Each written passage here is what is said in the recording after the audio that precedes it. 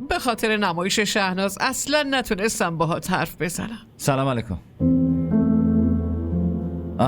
مامان بزرگ، اومدم ازتون اجازه بگیرم حالا رو یه خورده ببرم بیرون. خیلی وقته که از خونه بیرون نرفته، افسرده شده. پسرم بیرون کجا؟ همینجوری میریم بیرون شام میخوریم. حالا یه خورده هوس شام بیرون کردیم. آره مامان بزرگ، من هوس کردم. مامان بزرگ قربونت بره، فدات بشه. ای پسرم، بیرون خیابونا اینقدر شلوغه، اینقدر ترافیکه که نگو و نپرس. نه پسرم نه، این وقت اصلا بیرون رفتن مامان بزرگ، من حواسم هست، نگران نباشین، کاملا مراقبشم. میریم یه جایی یه شامی میخوریم و مستقیم برمیگردیم خونه. غذای چی؟ میرین بیرون غذا بخورین؟ خب هر چی میخورین همینجا سفارش بدین دیگه. شما چرا پارک نمیرید؟